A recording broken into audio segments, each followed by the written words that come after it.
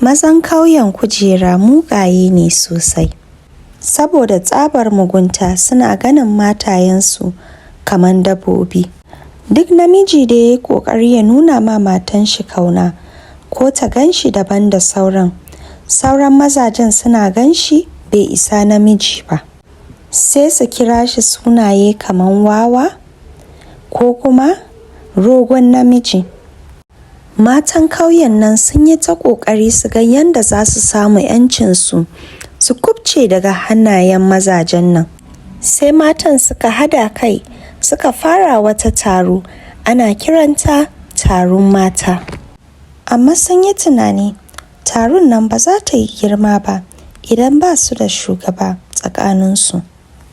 Mata da yawa sun amince cewa sun fi so Mashida ta zaba musu shugaban mata, da shike tana da karfin hali, karfin zuciya. Idan abu ta ɓace za ta iya tsaya tsakaninta da Allah. Amma a cikin matan kuma akwai wata ana kiranta Karama. Ta nace dole ita ce za ta zama shugaban matan. A tunanin Karama cewa matan ƙauyen nan sun rena ta, ba sa daraja ta kamar sauran mata. Duk abin da ake yi ba a sa ta a gaba. Ta ce yanzu wannan shine lokacinta, dole ita za ta zama shugaban matan. Wannan ya kawo hayaniya da rashin haɗin kai tsakanin matan. Amma ta hanyar zabe kowa ya yarda Mashida ita ce shugaban mata. Wannan ya zafi Karama sosai a zuciyarta, da ya sa har ta fara shuka mugayen tunani cewa za ta nuna ma matan ƙauyen nan in haka za su yi mata ita ba ta yafe ba. Kwanaki sun wuce, mata sun hadu su hada kai su samo mafita yadda za su yi daga hannayen mazajensu. Mashida ta ce musu ai ta samo masu mafita, kar su damu, daga yau shikenan wahalansu a ƙauyen nan ya ƙare.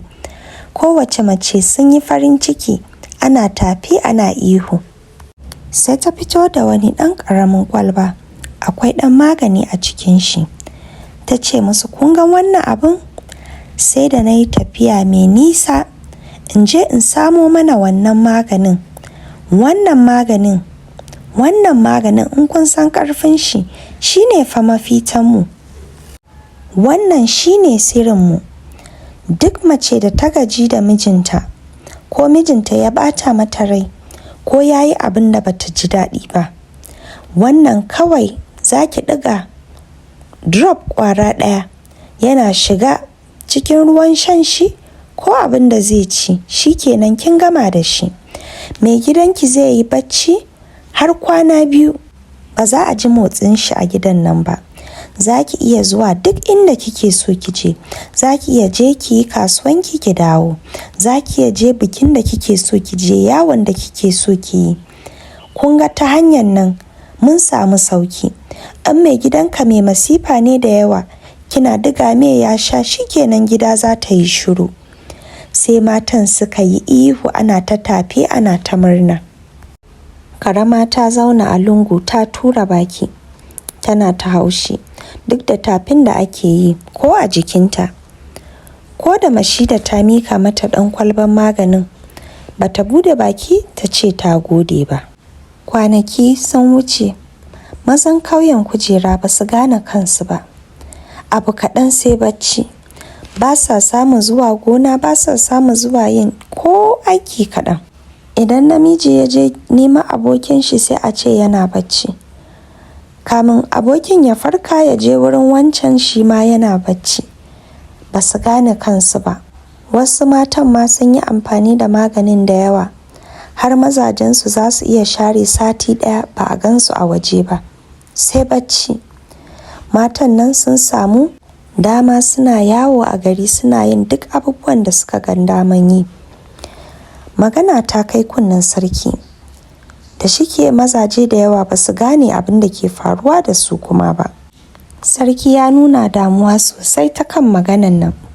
Ya yi alkawali cewa duk wanda zai iya san me ke kawo baccin nan da damuwa a ƙauyen nan, za a ba mutum shanaye guda 20 har da fili daga cikin na fada. A yamman ranar, Karama ta yi tunani cewa ai yanzu ne lokacin da ya kamata ta nuna ma matan nan. Ba sun kisa zabe ta zama shugabansu ba, to za ta tona sirrinsu. Kuma idan ta tona gashi sarki ya yi alkawali, za ta samu dukiya. Karama da mijinta suna cin abinci. Sai ta yi wasa ta ce mishi, amma ka san zan iya cice duka mazan da suke kauyen nan daga wahalan nan da kuke fama na bacci? Cikin mamaki sai mai gidanta ya kalle ta ya ce kamar ya? Sai mijinta ya kalle ta ya ce mata, amma inda gaske haka ne, na yi maki alkawali zan baki duk abin da kike so a duniyan nan daga wurina. Kawai ki fada min wannan sirrin. Kin sani ina kaunanki. Da farko Karama ta ki ta yi magana, amma da ya yi ta lallashe ta ya yi mata zakin baki, sai ta ce mishi za ta faɗa mishi, amma ita dai abin da take so shine idan ta faɗa mishi duk abin da ta ce take so daga wurin shi ya dinga yin mata, ya nuna mata soyayya da kauna sosai. Kuma wannan filin nashi da baban da ya samu gado daga wurin baban shi take so. Karama ta gama tunani, yanzu za ta samu daga wurin sarki kuma za ta samu daga wurin mijinta. Bayan sun gama cin abinci, sai mijinta ya ce bari ya fara nuna mata kauna. Ya kwashe kwanonin ya ce ta zauna a nan, bari ya je ya samo masu ruwan sha. Da ya shiga cikin ɗaki, ya fara bincike duba kayanta, ya samo ɗan kwalban maganin da ta yi mishi magana a kai. Da ya samo wannan kwalban, sai shi ma ya diga mata a cikin ruwan sha ɗinta. Karama na shan ruwan nan, a take a wurin sai ta miƙe ta fara bacci. Shi kuma mijin da ya gan haka, sai ya shiga ya shirya ya wuce sai gidan sarki. Ya ce ma sarki ya zo ya karba ladan da sarki ya yi alkawali, saboda shi ya samo sirrin da ke sa maza bacci a kauyen. Sarki ya yi farin ciki. Mijin Karama ya kwashe ma sarki kaf duk abin da matan shi ta faɗa mishi, har ya mika ma sarki ɗan kwalban maganin ya gani. Hakan nan sarki ya sa aka ba shi mijin Karama duka abubuwan da ya yi alkawali. Sarki ya kira duka matan kauyen cewa haka za su ci masu mutunci a wannan kauyen, saboda dalilin nan kowace mace ɗaya za a yi mata zana so 100, tunda shike suna so su kashe su a kauyen. Mata da yawa sun shiga cikin fargaba, suna tsoro cewa ya aka yi sarki ya sani. Mata suka ce ma sarki ba haka bane, amma sarki ya fito da kwalban ya nuna musu, kuma ya faɗa musu cewa ai Karama ne ta faɗa wannan sirrin. Mata sun yi mamaki abin da Karama ta yi, haka za ta juye musu baya? Ana cikin wannan sai Mashida ta fito, ta ce ma sarki ita ce ta samo wannan maganin mamata. Abin da sarki ya kamata yi shine ya yi bincike, me ya kai ga haka, me ya ci mata zuciya da har za su je neman irin magani haka. Amma sarki abin da za ka ce shine za a shwade mata so 100 mace ɗaya? Ai to in haka ne, mu matan kauyen nan ba za mu iya ba.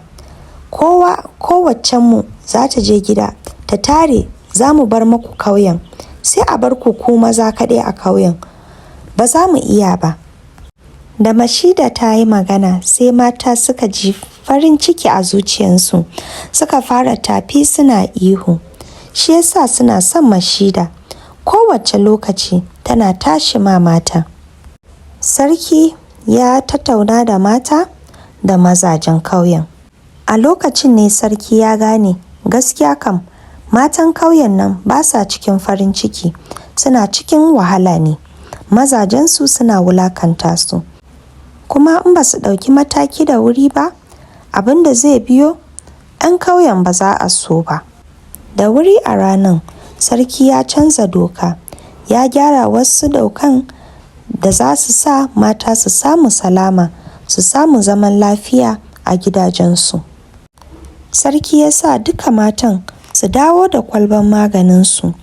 Aka yi alkawali duk mace da mai gidanta ya ba ta wulakanci sosai a gida ta kawo kara zuwa fada.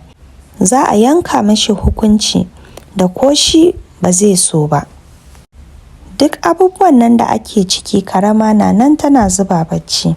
Bayan kwana ɗaya da Karama ta farka, shine ta gane ashe mijinta ya ci mata amana, ya riga ta ya je wurin sarki ya karba ladan da sarki ya yi alkawali. Matan ƙauyen kuma sun yi fushi da ita sosai, babu wanda ke mata magana da shike ta ci amanansu. Har taronsu na mata an hana ta, sun ce ba sa so su sake ganin kafanta a wurin. Karama ta rasa abin da za ta yi. Gashi mijinta ya ci amananta, mata babu wanda ke mata magana. Ta rasa komai, ta kalla kanta kamar ba ta da daraja. Saboda dalilin nan, Karama ta kwashe kayanta ta bar ƙauyen Kujera. Mata da mazan ƙauyen Kujera sun yi zaman lafiya, komi ya je musu daidai. Mazajen ƙauyen sun fara nuna ma matansu kauna da mahimmanci. Wani lokaci idan an tona asiri ko kuma abun da babu kyau ya faru a gida, idan an yi bincike akwai hannun na gida a ciki ko kuma wani da ya san 'yan gidan sosai. Na gode muku da kuka saurare ni har ƙarshen labarin nan.